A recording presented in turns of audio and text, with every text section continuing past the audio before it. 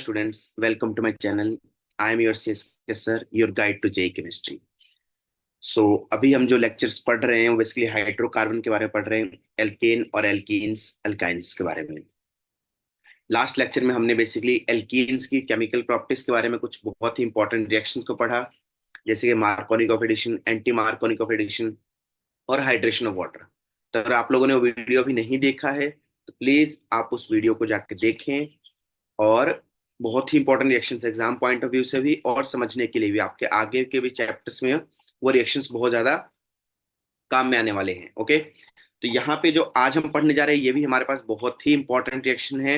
Okay, और इसमें से मान लीजिए कि क्वेश्चन एग्जाम में पेपर में आता ही आते हैं। ओके, ऐसे टॉपिक्स आज हम पढ़ने जा रहे हैं। ओके, बहुत ही इंपॉर्टेंट रिएक्शंस। इसमें अगर फर्स्ट बात करें तो फर्स्ट हमारे पास है डाई हाइड्रोक्सिलेशन। डाई हाइड्रोक्सिलेशन का मतलब यहाँ पे क्या है कि दो OH ग्रुप का एडिशन करना है। Okay, di means two, hydroxy means OH। Okay, तो यानी कि attachment of OH and OH group. Okay, तो इसको करने के लिए हमारे पास बेसिकली तीन मेथड्स हैं यहाँ पे। फर्स्ट हमारे पास है यूजिंग बेयर्स रिएजेंट, सेकंड है ऑस्मियम टेट्राऑक्साइड यूजिंग, थर्ड है हमारे पास यूजिंग MCPVA और हाइड्रोलिसिस। ओके, तीनों को बारी बारी पढ़ेंगे क्या है, तीनों ही बहुत ही इंपॉर्टेंट और यूनिक रिएक्शंस हैं अपने में। ओके, तो फर्स्ट अगर बात की जाए, फर्स्ट हमारे पास है यूजिंग बेयर्स रिएजेंट। ओके, बहुत ही इंपॉर्टेंट रिएक्शन। अब इसका हमारे पास फर्स्ट ये आता है कि सर बेयर्स रिएजेंट क्या है हमारे पास। ओके, तो बेयर्स रिएजेंट बात की जाए तो कोल्ड डाइल्यूट अल्कलाइन KMnO4, इसको बेसिकली हम क्या बोलते हैं, इसको हम बोलते हैं bears reagent. Okay, cold dilute होना चाहिए। अल्कलाइन का मतलब यहाँ पे क्या होगा सर, तो अल्कलाइन का मतलब यहाँ पे पीएच जो होगा आपके पास वो 12 से लेके 13, यानी कि बेसिक सॉल्यूशन हमारे पास है। यानी पीएच कितना होना चाहिए, 12 से 13 के रेंज का होना चाहिए। इसको हम बोलते हैं अल्कलाइन। ओके, तो ये हमारे पास हो गया इसका रिएजेंट। फिर उसके बाद अगर बात की जाए कि इसका फंक्शन क्या होगा बेसिकली, तो इसका फंक्शन हमारे पास होता है सिन एडिशन करना। अगर मैं फंक्शन की बात करूं तो इस रिएजेंट का फंक्शन है सिन डाइहाइड्रोक्सी।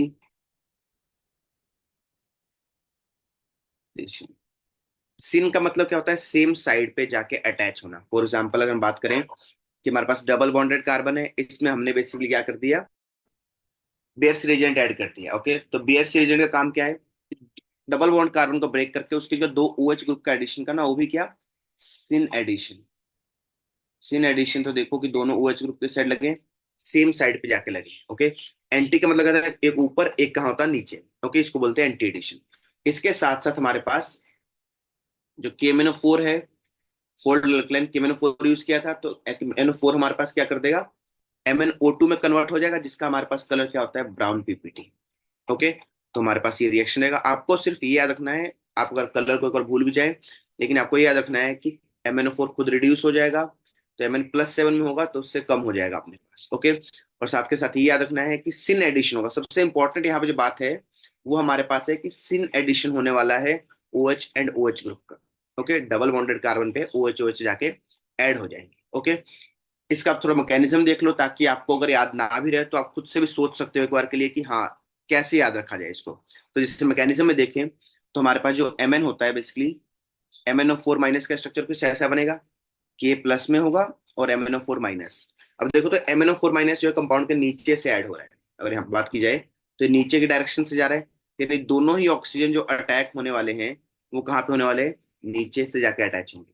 तो यानी कि अपने पास यही होने वाला है कि ये पाइप बॉन्ड यहाँ अटैक कर दे तो ये ऑक्सीजन बेसिकली यहाँ अटैक कर दे। ओके, तो जो अटैक हो रहा है उसमें देखो तो ऊपर वाले के पास दो कार्बन है, नीचे वाले के पास तीन ग्रुप है, एक Mn दो ऑक्सीजन, इसको हम बोलते हैं 3+2 cycloaddition. Okay, cycloaddition का मतलब क्या है, साइक्लिक कंपाउंड बनने वाला है कुछ। यहाँ पे अगर देखो तो फाइनल हमारे पास जो ट्रांजिशन स्टेट बना है उसमें क्या है, साइक्लिक ट्रांजिशन स्टेट बना है। ओके, तो इसको हम, नाम बहुत इंपॉर्टेंट है इसका, इसका नाम है 5 membered cyclic transition state, 5 MCTS। Okay, 5 membered cyclic transition state, इस वर्ड को भी आप याद रखेंगे 5 मेंबर्ड साइक्लिक ट्रांजिशन स्टेट के नाम से। ओके, तो फिर हमारे पास यहाँ पे आगे MnE बन जाएगा। ओके, और इसकी जब हाइड्रोलिसिस कर देंगे बेसिक मीडियम में, OH- हमारे पास प्रेजेंट होगा, तो हमारे पास ये दोनों ओ एच ग्रुप यहाँ पे आके लग जाएंगे। इसमें जो काम की बात आपको एक और याद रखनी है, सीन एडिशन तो याद रखना ही रखना है सबको। उसके अलावा कि जो इसमें दोनों ऑक्सीजन है वो बेसिकली कहाँ से आ रहे हैं, MnO4- से आ रहे हैं। ओके, तो आपको साथ के साथ ये चीज भी पता रहना चाहिए कि दोनों ओ एच ग्रुप कहाँ से आए हैं, MnO4- से आए हैं। ओके, इसके बाद अगर बात की जाए, बहुत ही इंपॉर्टेंट पॉइंट्स, आपको पता है मैंने पहले बताया कि मेरे नोट्स में जहां भी ये इंपॉर्टेंट पॉइंट्स लिखे होंगे वो मान के चल लीजिए कि एग्जाम में आने वाले क्वेश्चंस हैं। ओके, तो इसमें फर्स्ट पॉइंट हमारे पास है कि Baeyer's reagent is use to test unsaturation in alkene and alkynes. यहाँ बेसिकली एल्कीन आएगा आपके पास एंड एल्काइंस। ओके, अनसैचुरेशन का मतलब क्या होता है, बेसिकली डबल बॉन्ड और ट्रिपल बॉन्ड, उसको हम क्या बोलते हैं, अनसैचुरेशन। ओके, तो बेयर्स रिएजेंट को हम यूज करते हैं किसके लिए, अनसैचुरेशन या फिर डबल बॉन्ड और ट्रिपल बॉन्ड की डिटेक्शन के लिए। अब कैसे करेंगे सर ये बता दीजिए। तो देखो हमारे पास जो KMnO4 होता है उसका कलर कैसा होता है, उसका कलर बेसिकली पर्पल कलर होता है। आप लोगों ने लैब में देखा होगा KMnO4 का सॉल्यूशन, तो हमारे पास हल्का सा पिंक या फिर पर्पल कलर का हमारे पास सॉल्यूशन होगा। तो मान लीजिए हमारे पास बेयर्स रिएजेंट है। अब इसके बीच में जो हम क्या ऐड करेंगे, एल्कीन और एल्काइन, दोनों में से कोई भी अगर आप ऐड करते हो, एल्कीन या फिर एल्काइन, तो बेसिकली क्या होगा वहां पे इसका जो पर्पल कलर है वो बेसिकली फेड हो जाएगा। ओके, यानी सॉल्यूशन में से पर्पल कलर डिसअपियर हो रहा है। इसका मतलब क्या इंडिकेट करेगा, ये आपके पास इंडिकेट करेगा कि कंपाउंड में क्या है, एल्कीन या फिर एल्काइन प्रेजेंट है। ओके, यानी कि डबल बॉन्ड या ट्रिपल बॉन्ड हमारे पास वहां पे प्रेजेंट है। ओके, इसके अलावा आप और जो बात याद रखें कि जो KMnO4 का हमारे पास सॉल्यूशन था, उसमें जो पहले हाइड्रोलिसिस के बाद जो प्रोडक्ट बना है वो बेसिकली बनता है MnO4 3-। और इसका कलर क्या होता है, इसका कलर होता है ग्रीन कलर। लेकिन ये स्टेबल नहीं है, तो इसलिए फर्दर क्या करता है, डिसप्रपोर्शन करके हमारे पास MnO2 बनाता है, जिसका कि हमारे पास क्या है, ब्राउन पीपीटी है। और साथ के साथ MnO4- बना लेगा, जो कि रिएक्शन में फर्दर यूज हो जाएगा हमारे पास। ओके, ये हो गया। फोर्थ पॉइंट अगर बात करें, तो हमारे पास जो बेयर्स रिएजेंट है वो सिर्फ एल्कीन के साथ नहीं, एल्काइंस के साथ भी रिएक्शन करेगा। अभी बात करें कि दोनों का ही अनसेचुरेशन टेस्ट देता है, तो सर अल्काइन में क्या प्रोडक्ट बनेगा। तो अल्काइन में देखो क्या होगा, अगर एक डबल बॉन्ड को हम तोड़ते हैं, यानी एक बॉन्ड को तोड़ते हैं तो OH ग्रुप लगाते हैं। अब यहाँ पर दो बॉन्ड को तोड़ना है तो दो बार OH आ जाएगा, यानी आपके पास ये प्रोडक्ट बनेगा। लेकिन यहाँ पे आपको एक बात पता होगा कि जो भी हमारे पास कार्बन होगा, अगर नहीं पता है तो इसको नोट कर लीजिए, जब भी कार्बन sp3 होगा और उसके ऊपर दो OH ग्रुप आ जाए एक साथ, तो वो OH ग्रुप क्या होता है हमारे पास, अनस्टेबल। जिसकी वजह से क्या होगा, यहाँ से वाटर रिलीज हो जाएगा और आपके पास कंपाउंड क्या मिलेगा, कार्बोनिल कंपाउंड। ओके, तो यहाँ पे हमारे पास वाटर रिलीज हो जाएगा और हमारे पास प्रोडक्ट बना लिया डाई कार्बोनिल कंपाउंड। तो ट्रिपल बॉन्ड में जब भी हमारे पास होगा तो हमारे पास इसको बोलते हैं डाई कार्बोनिल कंपाउंड बनेगा। ओके, तो ये हमारे पास डाइकार्बोनिल कंपाउंड बना लेगा। इसके अलावा अगर कोई इलेक्ट्रॉन विड्रॉइंग ग्रुप अटैच हो गया एल्कीन के साथ में, तो बेसिकली क्या करेगा, इलेक्ट्रॉन डेंसिटी को कम कर देगा, तो रिएक्टिविटी क्या हो जाएगी यहाँ पे, स्लो हो जाएगी। ओके, तो इसलिए अगर इलेक्ट्रॉन विड्रॉइंग ग्रुप का मतलब क्या यहाँ पे, जैसे कि NO2 ग्रुप हो गया हमारे पास, CN हो गया, तो कोई भी इलेक्ट्रॉन विड्रॉइंग ग्रुप अगर अटैच्ड है डबल बॉन्डेड के साथ, तो वो वहां पे उसकी रिएक्टिविटी को क्या करेगा, कम करेगा। ओके, और इसके बाद अगर बात की जाए ऑक्सीडाइजिंग पावर की बात की जाए इसमें, तो आप लोगों ने डॉक्स नाम से एक चैप्टर पढ़ा होगा +1 में अपने। ओके, वहां पे हमने बात की थी जो KMnO4 होता है वो स्ट्रॉन्ग ऑक्सीडाइजिंग एजेंट है, लेकिन वो कब होगा, जब वो एसिडिक मीडियम में। ओके, क्योंकि एसिडिक मीडियम में जो Mn है वो +7 ऑक्सीडेशन नंबर से कहाँ तक जाता है, +2 में। ओके, और न्यूट्रल मीडियम में या फिर वीक बेसिक मीडियम में कहाँ से जाएगा, +7 से +4 में।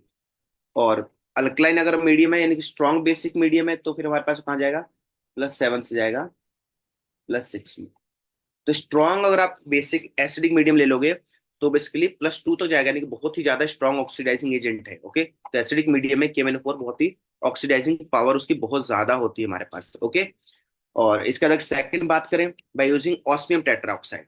ऑस्मियम बेसिकली आपके पास डी ब्लॉक का एक एलिमेंट है। ओके, आयरन के नीचे देखोगे तो हमारे पास उसके जस्ट नीचे के नीचे आएगा हमारे पास, यानी कि आयरन के ग्रुप का मेंबर है हमारे पास। तो ये यहाँ पे ऑक्सीडेशन नंबर दिखाता है +8। ये रिडॉक्स पॉइंट ऑफ व्यू से बहुत इंपॉर्टेंट है कि हमारे पास जो डी ब्लॉक एलिमेंट में +8 ऑक्सीडेशन नंबर कौन दिखाता है, ऑस्मियम दिखाता है, यानी टेट्रा ऑक्साइड बना रहा है, यानी कि 8 बॉन्ड बनाता है हमारे पास। साथ में रिएजेंट हमारे पास ये यूज होगा। और इसका फंक्शन भी क्या है, इसका फंक्शन भी सेम है बेयर्स रिएजेंट के जैसा ही। ये भी क्या करेगा, सिन हाइड्रोक्सिलेशन हमारे पास काम करवाएगा, यानी दोनों OH कहाँ जाएंगे इसमें भी, सेम साइड पे जाके ऐड होंगे। ओके, तो अगर आप देखो हमारे पास एग्जांपल है, तो ऑस्मियम टेट्रोक्साइड डाला और साथ में NaHSO3 हाइड्रोलिसिस कर दिया, तो दोनों OH ग्रुप हमारे पास कहाँ के जाके ऐड हो गए, सेम साइड पे ऐड हो गए। ओके, तो ये हमारे पास इसका फंक्शन रहेगा। इसके बाद अगर बात की जाए कि हमारे पास कुछ ऐसा क्वेश्चन आता है तो क्या प्रोडक्ट बनेगा, तो कोशिश करें कि हम थोड़ा स्टीरियो इसमें दिखाने की कोशिश करें। यानी हमें पता है कि दोनों OH कहाँ जा रहे हैं, सेम साइड पे, तो हम बोलेंगे दोनों OH जो होंगे वो कहाँ पे लग जाएंगे बेसिकली, वो हमारे पास लग जाएंगे वेज पे। या तो वेज पे लग जाएंगे अगर दोनों लगे हैं तो। ऐसा नहीं है कि एक वेज पे लगेगा तो एक हमारे पास कहाँ लगे, डैश पे लगे। तो एक वेज पे तो दूसरा कहाँ पे लग जाएगा, अगर दो प्रोडक्ट बनने के चांसेस है, या तो दोनों ही वेज पे लगे या फिर दोनों ही हमारे पास डैश पे लगे। ओके, तो दो प्रोडक्ट हमारे पास यहाँ पे बन सकते हैं। ओके, फिर हमारे पास ये आ जाएगा, बस आप कोशिश करेंगे, लेकिन दोनों प्रोडक्ट क्या होने चाहिए हमारे पास, सेम साइड पे लगे होने चाहिए। इसके बाद हमारे पास जो नेक्स्ट रिएक्शन है थर्ड, बहुत ही इंपॉर्टेंट, तीनों में अगर बात की जाए तो सबसे इम्पोर्टेंट फर्स्ट और उसके बाद थर्ड हमारे पास इंपॉर्टेंट रिएक्शन है। अब इसका बताऊंगा कि क्यों इंपॉर्टेंट हो जाता है हमारे पास। तो इसमें हमारे पास है कि MCPBA के साथ हम हाइड्रोलिसिस अगर करते हैं तो हमारे पास रिएजेंट होगा, और इसका फंक्शन क्या रहेगा, इसका फंक्शन रहेगा एंटी डाईहाइड्रोक्सिलेशन। अब आपको समझ में आ गया होगा क्यों मैंने बोला कि इंपॉर्टेंट है, क्योंकि ऊपर के दोनों रिएजेंट क्या कर रहे हैं, सिन एडिशन कर रहे हैं। अगर हमें एंटी करवाना होगा तो क्या यूज करें, तो वहां पे यूज करेंगे MCPBA हाइड्रोलिसिस। ओके, तो MCPBA जब भी आप डालोगे और हाइड्रोलिसिस कर दोगे तो वहां पे क्या बनेगा, एंटी डिहाइड्रो डाईहाइड्रोक्सिलेशन। ओके, इन दोनों OH ग्रुप कहाँ लगेंगे, एंटी पोजीशन पे। तो बात आती है कि सर MCPBA क्या है, बार बार यूज कर रहे हो इस वर्ड को, लेकिन MCPBA होता क्या है, क्या जादू है ऐसा। ओके, तो MCPBA हमारे पास बेसिकली फुल फॉर्म अगर देखो तो ये है हमारे पास मेटा क्लोरोपॉरोक्सी बेंजोइक एसिड। ओके, यानी मेटा पोजीशन पे, बेंजीन के मेटा पोजीशन पे क्या लगा होता है, यानी कि अगर ये हमारा की पोजीशन है तो ये हमारा होगा ऑर्थो, ये हमारा होगा मेटा, तो मेटा पे लगा है क्लोरो, Cl लगा है। फिर है उसके बाद परोक्सी मीन्स क्या होगा, परोक्सी मीन्स होगा परोक्साइड लिंकेज, यानी ऑक्सीजन ऑक्सीजन के बीच में सिंगल बॉन्ड। ओके, तो इसको हम बोलते हैं परोक्साइड लिंकेज। और बेंजोइक एसिड, बेंजीन के ऊपर COH ग्रुप। ओके, तो ये हमारा पूरा कंपाउंड क्या बन जाता है, मेटा क्लोरोपेरोक्सी बेंजोइक एसिड, यानी शॉर्ट फॉर्म में इसको बोलेंगे MCPBA। ओके, और इसमें अगर बात करें तो जो पेरोक्साइड में आपको यहाँ पे ऑक्सीजन दिख रहा है, सो ध्यान से देख लीजिए, ये ऑक्सीजन ही यूज होगा आपके पास इपॉक्सीडेशन के लिए। ओके, अब इपॉक्सीडेशन क्या है सर, तो इपॉक्सीडेशन बेसिकली हमारे पास ये होता है कि इपॉक्साइड की बात करते हैं, इपॉक्साइड हमारे पास क्या है, थ्री मेंबर्ड साइक्लिक ईथर।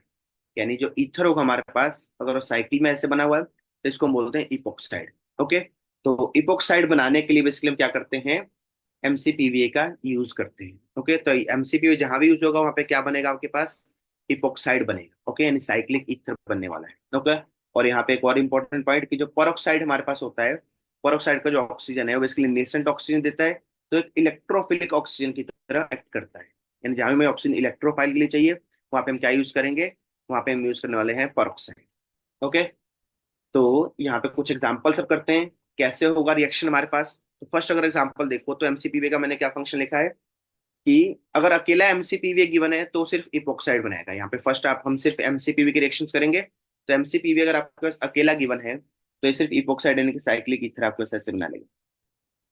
और जो MCPBA है वो क्या बन जाएगा अपना, क्लोरोबेंजीन बन जाएगा। ओके, इसके बाद जैसे हमारे पास सेकंड एग्जांपल आ गया, तो आपको कुछ नहीं करना है, आपको सिर्फ ये करना है कि जो CH3 है और CH2 ग्रुप, ये जो है इसके बीच में इपॉक्साइड लगाना है, डबल बॉन्ड को ब्रेक करो और इसके बीच में ऑक्सीजन इंसर्ट कर दो।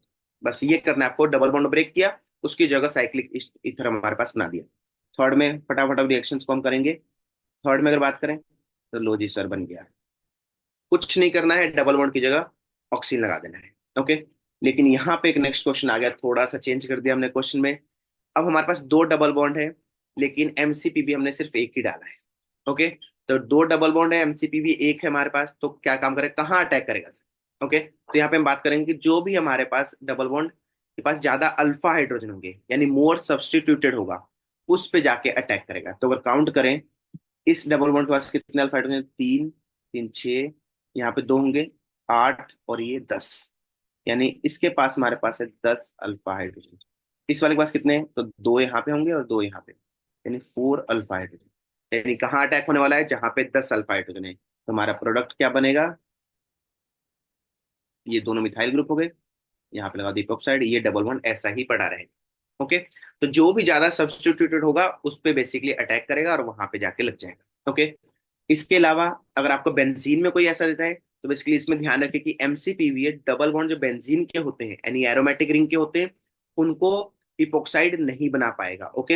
यानी जो हमारे पास ऑलिफिनिक डबल बॉन्ड्स होंगे उनको ही करेगा, बेंजीन रिंग के डबल बॉन्ड को बेसिकली ये नहीं करेगा। तो यहाँ पे अगर बात करें तो क्या प्रोडक्ट बनेगा सर? तो यहाँ हमारे पास प्रोडक्ट बनने वाला है कि C H double bond, C H two था तो यहाँ पे सिर्फ ये जो डबल बॉन्ड है इसको ब्रेक करेंगे और यहाँ पे इपोक्साइड बनेगा। यानी हम बेंजीन रिंग में कोई भी चेंज नहीं करेंगे। ओके। तो यहाँ मैंने नोट भी डाल दी आपके लिए ताकि आपको याद रहे, मुझे पता है आप लोग भूल जाते हो हर चीज को। तो यहाँ पे याद रखो कि MCPVA can not epoxide double bond of aromatic ring. फिर यहाँ पे आपके पास क्वेश्चन आएगा एक बहुत ही इंपॉर्टेंट क्वेश्चन जिसमें आपसे ये टेस्ट लिया जाएगा कि आपको पता भी है कि एमसीपीवीए का फॉर्मूला क्या है, या एमसीपीवीए का जो फॉर्मूला है उसमें कौन सा ऑक्सीजन जो है वो इपोक्साइड बनाता है। तो मैंने कंपाउंड ले लिया है। अब हमें पता है लेकिन कि इपोक्साइड में जो ये ऑक्सीजन है ये क्या बनाता है हमारे पास, इपोक्साइड में जाता है। तो यानी कि अगर फर्स्ट में बात करें तो क्या प्रोडक्ट बनेगा यहाँ पे? तो लो जी सर, प्रोडक्ट बनेगा CH CH3 और ये बना लेगा इपोक्साइड। यानी यहाँ पे ऑक्सीजन लगेगा। ऑक्सीजन 18 क्या है? रेडियो एक्टिव वाला हमने ऑक्सीजन लिया है ताकि हम चेक कर पाए मैकेनिज्म को अपने। ये बनेगा और साथ में बेंजोइक एसिड बनेगा। इसमें ध्यान रखना कि C double bond O O H लगेगा और यहाँ पे O18 मतलब। यानी इस बार जो O18 है किसमें रहेगा? वो बेंजोइक एसिड के साथ ही चला जाएगा। लेकिन अगर यहाँ बात करें तो ये वाला ऑक्सीजन अटैक करेगा। अगर ये ऑक्सीजन अटैक कर रहा है हमारे पास तो ये वाला किसके साथ जाएगा? इपोक्साइड बना लेगा। हमारे पास जो प्रोडक्ट बनेगा वो बनेगा कुछ ऐसा, CH CH3O, और ये ऑक्सीजन कौन सा होगा? 18 ऑक्सीजन। ओके। तो आपको यहाँ पे इसलिए मैकेनिज्म पता होना थोड़ा जरूरी है।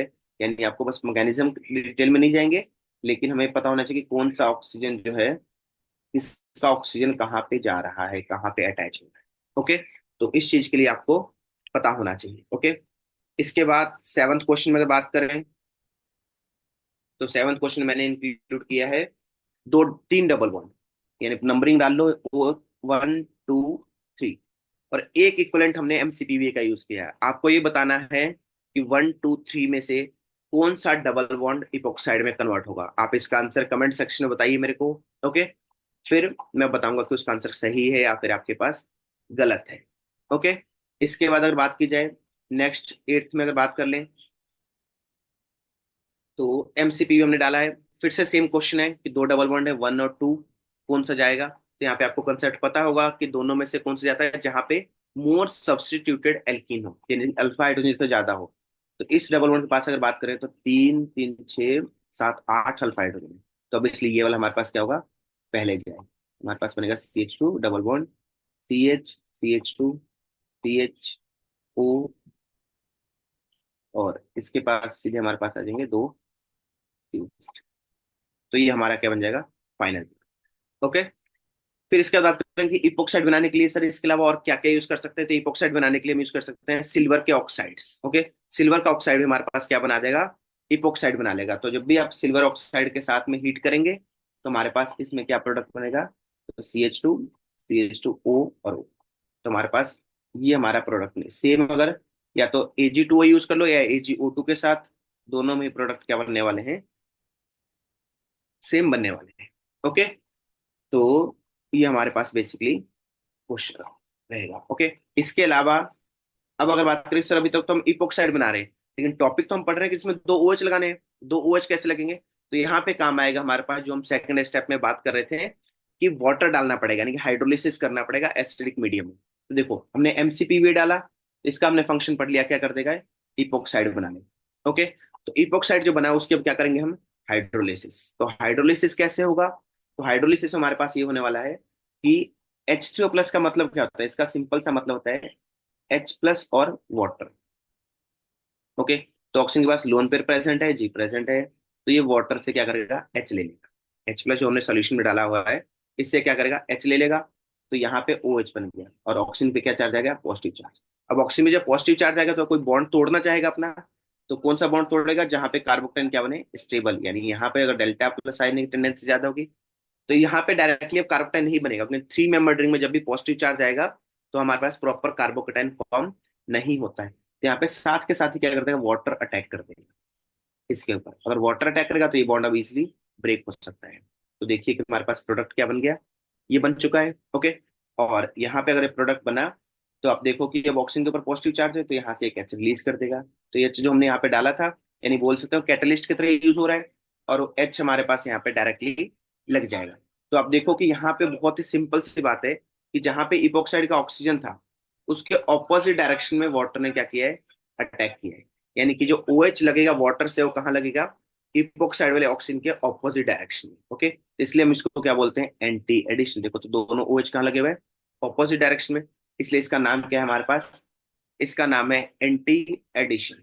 ओके, तो ये इसको बोलेंगे एंटी एडिशन करवाने के कंपाउंड। तो इसलिए जब भी, इसलिए इंपॉर्टेंट है क्योंकि सिन तो हमारे पास ऑस्मो टेट्रोक्साइड भी कर रहा है और साथ के साथ बेयर रिएजेंट भी कर रहा है, लेकिन बेयर से रिएजेंट क्या कर रहा है, सिन, और एमसीपी भी क्या कर रहा है हमारे पास, एंटी एडिशन। तो यहाँ पे क्वेश्चन है, इस क्वेश्चन के ऊपर जल्दी से ट्राई करें और मेरे को वेज डैश की फॉर्म में बताया कि इसका आंसर क्या बनेगा। ओके, फिर मैं इसका आंसर आपको बताता हूँ। क्लियर है, जल्दी करें ट्राई इसको।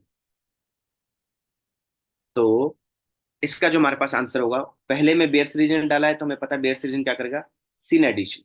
तो यहाँ पे जो हमारे पास दोनों बनेंगे, या तो ओ एच वेज पे जाएंगे या फिर कहाँ पे जाएंगे, डैश पे जाएंगे। लेकिन अगर एमसीपीवी के साथ हमने डाला है तो यहाँ हमारे पास प्रोडक्ट क्या बनेगा कि अगर एक हमारा ओ एच कहाँ जा रहा है, वेज पे जा रहा है, तो दूसरा ओ एच कहाँ जाएगा हमारे पास, डैश पे जाएगा। प्लस इसका इन एंटिशोमर भी बनेगा, यानी ऊपर वाला OH वेज पे, वेज डैश पे, नीचे वाला हमारे पास वेज पे। तो यहाँ दो प्रोडक्ट्स हमारे पास बनेंगे। ओके, जो ऊपर वाला है उसमें दो बनेंगे, दो, लेकिन दोनों एक दूसरे मिरर इमेज ही हो जाएंगे। तो इसलिए वहां पे मीजो कंपाउंड बनता है तो वहां पे एक ही कंपाउंड होगा। ओके, इसमें एक ही प्रोडक्ट काउंट होगा, यहाँ पे हमारे पास दो प्रोडक्ट काउंट। ओके, तो हमारे पास ये दो आंसर होंगे। क्लियर है। सो नाउ जो हमारे पास रिएक्शन होने जा रहा है, बहुत ही इंपॉर्टेंट रिएक्शन है। पूरी ऑर्गेनिक केमिस्ट्री में बात की जाए तो ये एक ऐसा रिएक्शन है जिससे क्वेश्चन आता ही आता है। ओके, आप किसी भी साल का पेपर उठा लो, ये एक ऐसा क्वेश्चन है जिससे ऊपर आपको हर ईयर में, हर पेपर में एक क्वेश्चन मिलेगा। ओके, इसलिए आप मान के चलो कि ये जो हमारे पास क्वेश्चन है, ये जो टॉपिक है, जो रिएक्शन हमारे पास है, वो पूरी ऑर्गेनिक केमिस्ट्री का सबसे इंपॉर्टेंट रिएक्शन है, या मैं बोलूँ तो very very very important reaction है। ओके, जितने वेरी लगाया जिसके आगे उतना ही कम है। ओके, बहुत ही सिंपल लेकिन बहुत ही ज्यादा इंपॉर्टेंट रिएक्शन है। ओके, इसका नाम है ओजोनोलिसिस। ओके, आई होप सब आप सबने इसका नाम सुना भी होगा काफी बार। ओके, अगर नहीं सुना है तो आज सुन लीजिए और इसको हमेशा के लिए याद रख लो। ओके, तो ओजोनोलिसिस एक ऐसी रिएक्शन है जिससे हमारे पास, मान के चलिए, मेन से एडवांस, मेंस में एक बार क्वेश्चन कोई भूल भी जाएगा, लेकिन एडवांस जैसा पेपर हमारे पास ऐसा है कि इसमें इस रिएक्शन का यूज कहीं ना कहीं आपको पक्का मिलेगा, या डायरेक्ट इस पे क्वेश्चन आ जाए या फिर ये किसी ना किसी क्वेश्चन का सब पार्ट आपको पक्का मिलेगा हर साल किसी ना किसी पेपर में। ओके, तो स्टार्ट करते हैं इस रिएक्शन को। तो सबसे फेमस अगर बात करें कि इसका रिएजेंट क्या होने वाला है, तो इसका रिएजेंट हमारे पास होगा O3, यानी कि ओजोन खुद ही, इसलिए नाम क्या है रिएक्शन का, ओजोनोलिसिस। ओके, फर्स्ट बात करेंगे सर ओजोन कैसे बनाते हैं फिर, क्योंकि ओजोन तो हमारे पास मिलता भी नहीं यहाँ पे। तो ओजोन हम बेसिकली क्या बनाएंगे कि ऑक्सीजन लेंगे, उसका इलेक्ट्रिक डिस्चार्ज करेंगे। ओके, इलेक्ट्रिसिटी पास करने पे बेसिकली क्या बन जाएगा हमारे पास, ओजोन बन जाएगा। आई होप आप सबको ओजोन का स्ट्रक्चर जरूर पता होगा।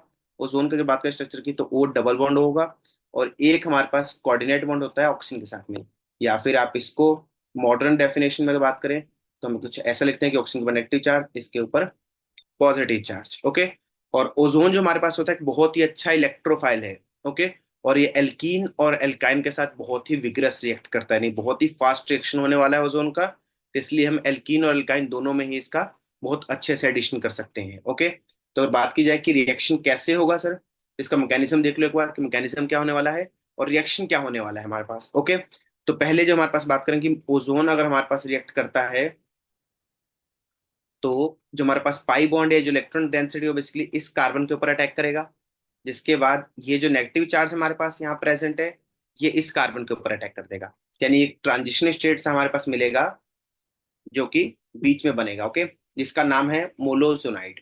ओके, और काफी अनस्टेबल होता है, इसलिए अपने आप को रीअरेंज करके कुछ ऐसा ये इसमें कन्वर्ट हो जाएगा, जिसको हम बोलते हैं ओजोनाइड। ओजोनाइड आप याद रखें कि जब ओजोन का स्ट्रक्चर, जब ओजोन ऐड होगा तो बीच में जो इंटरमीडिएट बनेगा उसको क्या बोलते हैं, ओजोनाइड। ये रिलेटिवली हमारे पास फर्स्ट जो मोनोजोनाइड है हमारे पास, उससे क्या होगा, थोड़ा स्टेबल होगा, बट फिर भी इतना स्टेबल भी नहीं होगा जितना नॉर्मल स्टेबल कंपाउंड्स होते हैं। तो इसलिए हमारा ये क्या होगा, इंटरमीडिएट की फॉर्म में होगा। ओके, और इंटरमीडिएट होगा तो नेक्स्ट अगर हम बात करें, इसमें दो टाइप की इसका रिएक्शन हो जाएगी। फर्स्ट हम ओजोन तो ऐड करेंगे, तो ओजोनाइड बन जाएगा। उसके बाद अगर आप इसमें वाटर ऐड कर देते हो, ओके, या फिर H2O2 डाल दिया, इस केस में हमारे पास क्या हो जाएगा, ऑक्सीडेटिव डिकम्पोजिशन होगा। H2O2 या वाटर हमारे पास कैसे हैं, ऑक्सीडाइजिंग एजेंट की तरह act करेंगे, जिसकी वजह से हमारे पास कंपाउंड क्या हो जाएगा, ऑक्सीडेटिव डिकम्पोजिशन। और इस केस में क्या बनेगा, तो आपके पास बनने वाला है एल्डिहाइड और कीटोन। ओके, तो एल्डिहाइड और कीटोन तो बनेगा, लेकिन अगर इसमें से एल्डिहाइड बना, ओके, ये आप ध्यान देना, एल्डिहाइड अगर बनता है तो एल्डिहाइड फर्दर ऑक्सीडाइज करके क्या बना रहेगा आपके पास, कार्बोक्सिलिक एसिड। ओके, तो जब हम बात करेंगे कि हमारे पास H2O या H2O2 डाला हमने, तो हमारे पास एल्डिहाइड कभी नहीं मिलेगा। एल्डिहाइड फर्दर ऑक्सीडाइज होकर क्या बन जाएगा, कार्बोक्सिलिक एसिड। तो यहाँ बात आती है कि मान लो कि हमें एल्डिहाइड ही चाहिए, फिर हम क्या करेंगे, तो हम बेसिकली क्या करेंगे, यहाँ पे वाटर के साथ में क्या ऐड कर देंगे, कोई रिड्यूसिंग एजेंट, जैसे कि जिंक ऐड कर दिया, या जिंक वाटर ऐड कर दिया, या फिर और कोई सल्फर का कंपाउंड ऐड कर दिया, Me2S यानी CH3S CH3, इस टाइप का कंपाउंड ऐड कर दिया जिसमें जिंक और सल्फर, ये हमारे पास कैसे हैं, रिड्यूसिंग एजेंट इंटरेक्ट करते हैं। तो ये हमारे पास सिर्फ एल्डिहाइड एंड कीटोन पे ही रिएक्शन को रोक देंगे, यानी कि ये कार्बोक्सिलिक एसिड तक नहीं जाने देंगे। जो एल्डिहाइड बनेगा वो एल्डिहाइड रह जाएगा, जो एसिड कीटोन बनेगा वो हमारे पास कीटोन ही मिलेगा। ओके, तो यहाँ पे कुछ रिएक्शंस देख लेते हैं एग्जांपल के तौर पे कि आप कैसे करोगे। तो यहाँ पे देखो, तो फर्स्ट स्टेप में क्या डाला है, ओजोन। सेकंड स्टेप में क्या डाल दिया है, जिंक और वाटर। तो जिंक क्या है, रिड्यूसिंग एजेंट, तो यहाँ पे रिडक्टिव होगा, यानी हमें एल्डिहाइड और कीटोन ही मिलेगा। तो आपको कुछ नहीं करना, देखो कितना सिंपल रिएक्शन है। जहां भी आपको डबल बॉन्ड दिख रहा है उस डबल बॉन्ड को ब्रेक कर दो। ओके, डबल बॉन्ड ब्रेक किया, एक ऑक्सीजन इस साइड एक ऑक्सीजन इस साइड, बस। तो हमारे पास कंपाउंड क्या बन गया, CH3 C double bond OH। और दूसरी साइड कंपाउंड क्या मिलेगा अपने को, C double bond O CH3 okay, यानी ये हमारे पास हो गया एल्डिहाइड, और ये हमारे पास हो गया कीटोन। तो एल्डिहाइड और कीटोन, यानी कि एसिटाल्डिहाइड और एसीटोन, ये हमारे पास दो कंपाउंड इसमें मिलेंगे। और जो जिंक है वो जिंक ऑक्साइड बना के बाहर निकल जाएगा। नेक्स्ट हमने डाल दिया O3 और MES। ओके, तो यहां भी हमारे पास क्या होने वाला है, बताइए एक बार जल्दी से कमेंट में बताइए कि क्या आंसर बनेगा, क्या प्रोडक्ट इसका सेम बनेगा। तो आंसर है यस। तो हमारे पास जो प्रोडक्ट बनेगा वो बनेगा CH3COH, और साथ में CH3C double bond O CH3। और जो मिथाइल है सल्फाइड जो है Me2S डबल बॉन्ड O, इसका भी ऑक्साइड हमारे पास बन जाएगा। ओके, ये हो गया। थर्ड है, अगर हमारे पास हमने वाटर ऐड कर दिया, तो वाटर वाले केस में क्या होगा, हमारे पास जो एल्डिहाइड बन रहा था वो बेसिकली किस में कन्वर्ट हो जाएगा, तो कार्बोक्सिलिक एसिड में। जो आपके पास कार्बोक्सिलिक एसिड मिलेगा, और साथ में क्या मिलेगा, कीटोन। कीटोन फर्दर ऑक्सीडाइज नहीं होगा, तो इसलिए कीटोन पे कोई रिएक्शन नहीं होगा, लेकिन जो एल्डिहाइड है वो आपके पास क्या हो जाएगा, फर्दर ऑक्सीडाइज हो जाएगा। तो ये बन गया हमारे पास। ओके, तो ये दो प्रोडक्ट बनेंगे, एक हमारे पास ये है एसिटिक एसिड,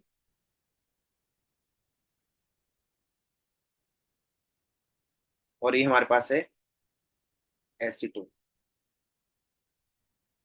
ओके, तो एसिटिक एसिड और एसीटोन हमारे पास बेसिकली दो कंपाउंड बनेंगे। नेक्स्ट अगर बात की जाए, फिर हमारे पास ये आता है, इसमें हम बहुत सारे एग्जांपल्स करने वाले हैं, तो थोड़ा ध्यान से करें। कोशिश करें कि मेरे से करवाने से पहले वीडियो को पॉज करें, खुद से क्वेश्चंस को अटेम्प्ट करें, जितने भी क्वेश्चंस है। अब आपको समझ में आ चुका होगा कि हमें करना क्या है, बहुत ही सिंपल है। करना क्या है, जहां में डबल बॉन्ड दिखता है उसको ब्रेक कर देना है, और दोनों साइड ऑक्सीजन ऐड कर देना है। अगर कोई एल्डिहाइड बनेगा तो उसको कार्बोक्सिलिक एसिड में कन्वर्ट कर देना। तो इसको ट्राई करें। इस बार Me2S डाला है, यानी कि क्या होगा, रिडक्टिव। ओके, तो रिडक्टिव हमारे पास क्या बनेगा, तो ये था, तो यहाँ पे डबल बॉन्ड O, और यहाँ पे तुम्हारे पास बेसिकली क्या होगा, तो यहाँ पे हमारे पास डबल बॉन्ड, एक हमारे पास कीटोन बन जाएगा, एक हमारे पास एल्डिहाइड बन जाएगा, तो इसमें रिडक्टिव नहीं होगा। फिर अगर नेक्स्ट में वाटर हमारे पास है, तो वाटर क्या काम करेगा, वाटर बेसिकली क्या करेगा कि ऑक्सीडाइज कर देगा। तो जो कीटोन वाला पार्ट है, जैसे यहाँ पे तुम्हारे पास कीटोन था, इसको तो कुछ नहीं होगा, लेकिन जो एल्डिहाइड था उसका क्या हो जाएगा, ये तुम्हारे पास कार्बोक्सिलिक एसिड में कन्वर्ट हो जाएगा। तुम्हारे पास जो प्रोडक्ट बनेगा वो कुछ ऐसा बनेगा। आप बनाइए फटाफट इस पॉइंट पे। COH लग जाएगा। ओके, तो कार्बोक्सिलिक एसिड कीटोन सेम रहेगा, एल्डिहाइड हमारे पास कार्बोक्सिलिक एसिड में कन्वर्ट हो जाएगा। नेक्स्ट थर्ड क्वेश्चन मैं आपके ऊपर दे रहा हूँ, बताइए मेरे को आंसर इसका क्या होगा। इसका कॉमन नेम जो आंसर आएगा उसका कॉमन नेम भी साथ में बताइए कि इसका कॉमन नेम बेसिकली हमारे पास क्या बनने वाला है। ओके, तो इसका आंसर आप मेरे को कमेंट सेक्शन में बताइए। ओके, नेक्स्ट फोर्थ की अगर बात करें, फोर्थ में क्या होने वाला है, देखिए सिंपल सा लॉजिक, यहाँ से ब्रेक करेंगे और यहाँ से भी ब्रेक कर देंगे, दोनों को ब्रेक कर दिया तो ऊपर वाले कंपाउंड को और बनाए तो कुछ ऐसा असर दिख रहा है हमारे पास कि लो जी ये बन गया। ओके, बहुत सिंपल। नीचे वाले को देखें तो नीचे वाला कुछ ऐसा दिख रहा है सर, तो लो जी यहाँ पे बना देते हैं, बट यहाँ पे हाइड्रोजन रहेंगे तो ये हमारे पास एल्डिहाइड बन जाएगा और ये हमारे पास क्या बन जाएगा, कीटोन। बट ये सर एल्डिहाइड बना है तो एल्डिहाइड क्या कर सकता है, फर्दर ऑक्सीडाइज हो जाएगा, तो इसलिए यहाँ पे आंसर क्या बनेगा सर, इसमें एल्डिहाइड की जगह हमारे पास कार्बोक्सिलिक एसिड बन जाएगा। लो जी कार्बोक्सिलिक एसिड बना दिया हमने। ओके, तो बस इस तरह आपको करना है, जहां एल्डिहाइड है उसको फर्दर ऑक्सीडाइज कर दोगे, जहां कीटोन है वो फर्दर ऑक्सीडाइज नहीं होगा। ओके, नेक्स्ट फिफ्थ में अगर बात की जाए तो फिफ्थ में क्या बनेगा, ये तो बहुत ही इंपॉर्टेंट है, एडवांस में पूछा गया क्वेश्चन है। अब उन्होंने इसके आगे भी क्वेश्चन पूछ लिया था, बट ये फर्स्ट स्टेप तो क्वेश्चन का यही था हमारे पास, तो इसमें कुछ नहीं करना है, यहाँ से डबल बॉन्ड ब्रेक कर देना है और दोनों साइड ऑक्सीजन ऑक्सीजन ऐड कर देना है, तो हमारे पास ये बनेगा प्रोडक्ट। तो लो जी ये डबल बॉन्ड और ये डबल बॉन्ड बन गया प्रोडक्ट। कुछ भी नहीं करना, बस डबल उनको तोड़ना है, डबल बॉन्ड लगा देने हैं। ओके, ये हो गया। नेक्स्ट अगर बात करें, O3 के साथ हमने रिएक्शन कर दिया है। अब यहाँ पे चाहे कीटोन होता, कीटोन है इसलिए फर्दर ऑक्सीडाइज नहीं करेगा, और इसमें H2O2 की जगह कुछ और भी अगर ऐड करते हैं, जिंक के साथ रिएक्शन करते हैं, तो भी हमारा प्रोडक्ट क्या बनता है, सेम। नेक्स्ट अगर बात करें, O3H2O डाला हुआ है तो यहाँ से ब्रेक करवाएंगे सर, यहाँ से ब्रेक करवाएंगे सर, तो इस वाले में देखो क्या बनेगा, तो कुछ ये बनेगा, बट यहाँ पे COOH हो जाएगा, यहाँ भी COOH हो जाएगा, कार्बोक्सिलिक एसिड बनेगा, ऊपर वाले कार्बन पे भी COOH हो जाएगा, और ये एक कार्बन दो कार्बन, दो कार्बन है तो दो कार्बन का सर एसिटिक एसिड भी बन जाएगा साथ में। लो जी बना दिया। ओके, तो ये हमारे पास आपके पास मेजर प्रोडक्ट बन के तैयार हो गए हैं। तो सेवंथ का प्रोडक्ट बताइए क्या बनेगा, इसका आप नोट्स पे बना सकते हैं, टेलीग्राम चैनल पे आप इसको मेरे चैनल पे आप इसका आंसर मेरे को पोस्ट करके बता सकते हैं, मैं आपको बताऊंगा कि आंसर सही है या फिर गलत है।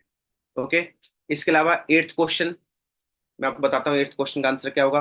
अब देखो एरोमेटिक रिंग जो होता है, ऑक्सी ओजोनोलिसिस उसको भी ब्रेक कर देता है, बट रेट यहाँ पे थोड़ा क्या रहता है हमारे पास, स्लो रहेगा।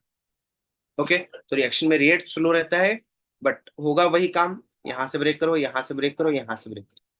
अब देखो तो यहाँ पे तीनों ग्रुप सेम से दिख रहे हैं तीनों साइड से, तो बेसिकली दो कार्बन का हुआ, तो CHO और CHO को क्या बोलते हैं, जल्दी से आंसर बताइए, मैं इसका आंसर मैं बताऊंगा, बट आप उसका आंसर पहले एक बार कमेंट सेक्शन में बता दीजिए साथ के साथ ही। तो जब भी वीडियो देखते हैं साथ के साथ कमेंट सेक्शन ओपन रखें, आप साथ के साथ आंसर्स लिखते जाएं, ताकि मेरे को भी आइडिया लगे कि आप लोग वीडियोस को देख रहे हैं और आंसर्स को बता रहे हैं, क्वेश्चन ट्राई कर रहे हैं। ओके, तो बिना क्वेश्चन वीडियो को आगे दिए पॉज करिए और इनके आंसर साथ के साथ कमेंट सेक्शन में करते रहिए। ओके, ताकि मेरे को आइडिया लगता रहे कि हाँ आपने आंसर को कर दिया है सॉल्व। ओके, तो मेरे को लगेगा आप सिर्फ वीडियो देखते हैं और चले जाते हैं यहाँ से, आपकी कोई प्रैक्टिस नहीं हो रही है।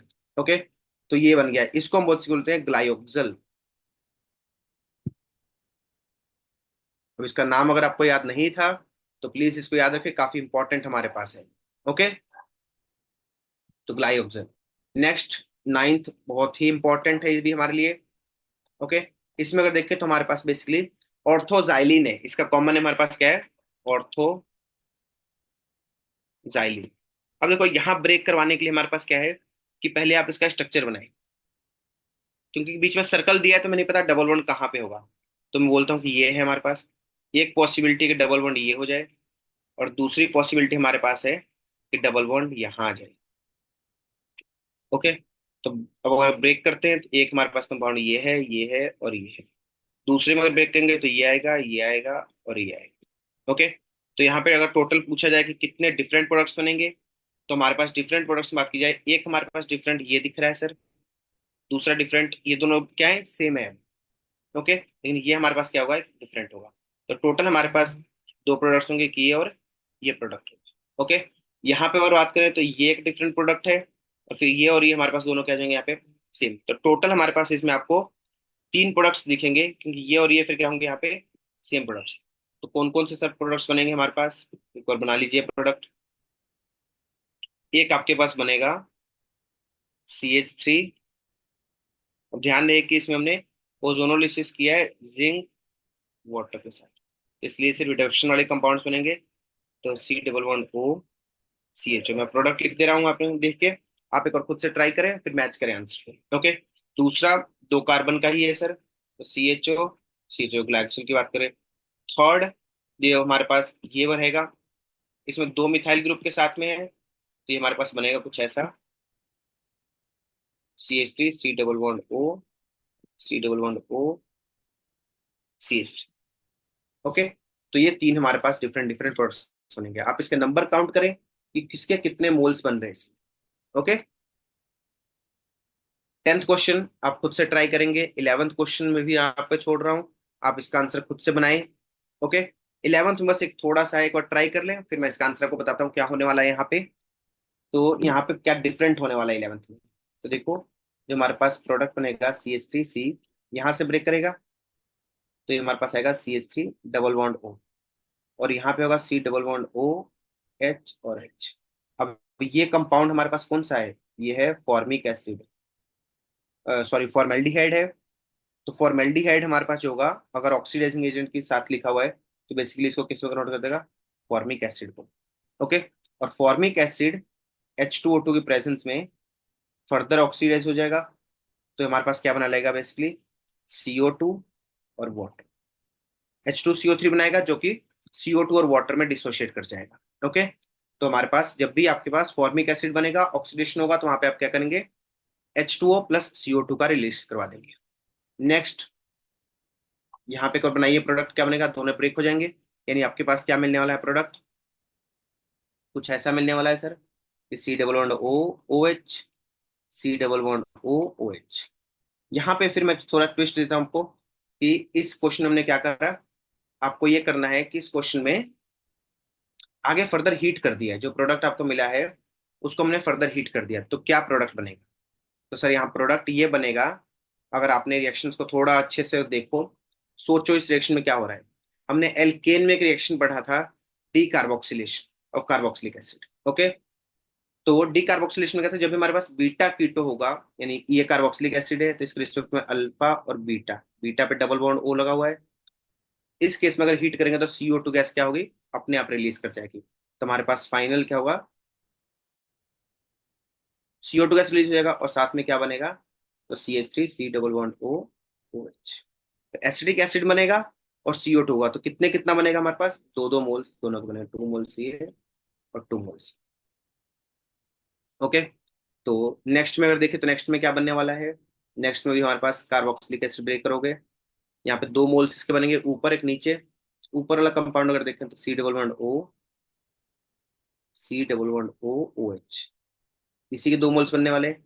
इसको भी मैं अगर फर्दर हीट कर दूं, तो हमारे पास क्या आंसर आएगा, तो हमारे पास कुछ ऐसा मिलेगा कि सर CO2 तो यहाँ से रिलीज हो जाएगा, ये भी बीटा कीटो है, तो ये भी हमारा CO2 रिलीज कर देगा, तो यहाँ पे हमारे पास जो प्रोडक्ट बनेगा C++O ओके। तो ये बन जाएगा और साथ में CO2 गैस रिलीज हो जाएगी सर, तो 2 मोल्स इसके बनेंगे और 2 मोल्स हमारे पास इसके बनेंगे, ओके। 2 मोल्स एसीटोन और 2 मोल्स हमारे पास CO2 बनने वाले हैं, ओके। तो ये हो गया।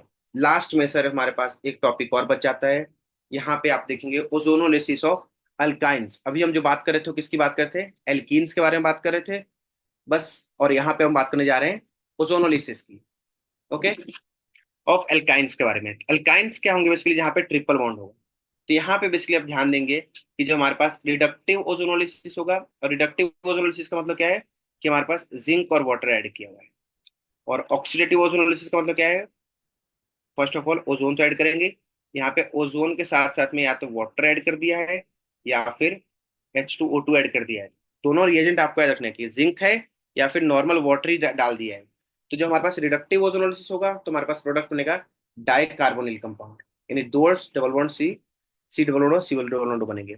और अगर ऑक्सीडेटिव होगा तो वहाँ प्रोडक्ट क्या बनेगा अपने पास, कार्बोक्सिलिक एसिड, ओके। एग्जाम्पल्स देख लेते हैं कुछ यहाँ पे। जैसे कि यहाँ पे बात की जाए तो यहाँ पे हमारे पास रिडक्टिव ओजोनोलिसिस करा है क्योंकि जिंक H2 डाला हुआ है। तो यहाँ पे क्या प्रोडक्ट बनाओगे, CH3 double bond O, C double bond O, CH2 CH3। Okay. तो अब यहाँ पे H2O डाल दिया या H2O2 डाल देंगे तो ऑक्सीडेटिव होगा। पहले ऑक्सीडेटिव में देखो क्या बनेगा, पहले हमारे पास यही बनेगा कि ये, अब जैसे मान लो हमने इसमें H2O2 डाल दिया तो H2O2 का काम क्या है, ऑक्सीडाइजिंग एजेंट। तो ये क्या करेगा, यहाँ से ब्रेक कर देगा। ओके। तो आप पहले तो कार्बन बनाओगे, फिर जहां भी डबल बॉन्ड O लगा है उसको बीच से ब्रेक कर दोगे, तो हमारे पास फाइनल जो बनेगा कंपाउंड वो क्या बन जाएगा कि CH3 C double bond O OH, और दूसरा क्या हो जाएगा हमारे पास C double bond O OH CH2 CH3। Okay. तो हमारे पास दो कार्बोक्सिलिक एसिड बनेंगे। आप इसको बीच से सीधा तोड़े और दोनों कार्बोक्सिलिक एसिड। तो अब शॉर्टकट के लिए क्या करना है आपको कि जब भी क्वेश्चन आएगा तो हम क्या करेंगे, यहां से ब्रेक करेंगे और दोनों का ही कार्बोक्सिलिक एसिड अपन बना देंगे। ओके। सेम अगर यहाँ बात की जाए तो यहाँ भी ये होगा कि यहाँ से आपको ब्रेक करना है और दोनों ही साइड क्या करना है, कार्बोक्सिलिक एसिड बना देने हैं। तो आप क्या करोगे, RCOOH, और दूसरा यहाँ एक ही कार्बन है तो HCOOH। और जब फॉर्मिक एसिड बताया था, फॉर्मिक एसिड का जब ऑक्सीडेशन होगा तो ये क्या कर देगा, तुम्हारे पास ये बना लेगा वाटर प्लस CO2। ओके। तो ये हो गया हमारे पास, क्योंकि ये पहले बनेगा H2CO3 जो कि अनस्टेबल होता है, तो डिकम्पोज करके क्या बना लेगा, H2O प्लस CO2 का रिएक्शन कर लेगा। ओके। यहाँ पे एक बहुत ही इंपॉर्टेंट नोट लिखा गया है कि function of KMnO4 in acidic medium, ये हमारे पास है KMnO4 इन एसिडिक मीडियम। आप याद हो तो KMnO4 एसिडिक मीडियम क्या है, स्ट्रॉन्ग ऑक्सीडाइजिंग एजेंट। तो ये हमारे पास है स्ट्रॉन्ग ऑक्सीडाइजिंग एजेंट। ओके। और सेम K2Cr2O6O7 एसिडिक मीडियम में क्या है, स्ट्रॉन्ग ऑक्सीडेशन एजेंट। तो इन दोनों का काम क्या है, इन दोनों का काम है ऑक्सीडेटिव ओजोनोलिसिस करवाना। तो अगर आपके पास डायरेक्टली ओजोनोलिसिस ना देके इन दोनों का भी दिया हुआ है तो भी काम क्या है, सेम है। रिएक्शन क्या आने वाला है अपने पास, सेम आने वाला है। इसलिए बहुत ही इंपॉर्टेंट है रिएक्शन। मैं बेसिकली इन पे जो क्वेश्चंस हैं, एक बार हम सिलेबस फटाफट चैप्टर कंप्लीट कर लेते हैं, लेक्चर्स। इसके बाद हम PYQ की सीरीज लेके आएंगे जिसपे हम प्रीवियस ईयर में जितने इंपॉर्टेंट क्वेश्चंस आए हुए हैं पिछले 4 या 5 साल में, मेंस एडवांस में जो भी क्वेश्चंस आए हैं, उन सब के ऊपर हम एक्स्ट्रा क्वेश्चंस लेके आने वाले हैं ताकि हम क्वेश्चंस की प्रैक्टिस साथ में करें। ओके। तो आप कोशिश करें कि आप ये लेक्चर्स को अच्छे से मेमोराइज करें, जो भी इंपॉर्टेंट पॉइंट्स बताए गए हैं उनको अलग से नोट डाउन करें और बहुत अच्छे से इनका ध्यान रखें। ओके। जो भी इंपॉर्टेंट रिएक्शन है उनको बार बार लिख के खुद से प्रैक्टिस करने की कोशिश करें ताकि आपको वो याद हो जाए, ताकि शॉर्ट टर्म में जैसे ही बात करें शॉर्ट मेमोरी में उनको अपनी मेमोरी में स्टोर करना है कि थोड़े से वर्ड में क्या रहना चाहिए। जैसे बेयर्स रीजन की बात की गई तो बेयर्स रीजन क्या है हमारे पास, सिन एडिशन है OH का, डायरेक्टली याद आना चाहिए। MCPVA का फंक्शन क्या है हमारे पास, तो एंटी एडिशन है OH का। ओके। तो आपको जो भी चीजें याद होती हैं इसको लिख लिख के प्रैक्टिस करें, जब भी लेक्चर देख रहे हो साथ के साथ नोट्स बनाते रहें। ओके। ताकि आपको याद रहे। ओके। और इसके साथ साथ ही इसके नोट्स में अपने टेलीग्राम चैनल पे पोस्ट कर दूंगा। जैसे ही ये चैप्टर खत्म होगा वैसे ही इसका PDF टेलीग्राम चैनल पे आ जाएगा। तो प्लीज टेलीग्राम चैनल ज्वाइन कीजिए। वहां पे अगर कोई भी डाउट होता है डायरेक्टली चैट सेक्शन में आइए, हम डिस्कस करेंगे बैठ के कि आपके क्या क्या डाउट्स हैं। Okay. So stay tune, thank you so much.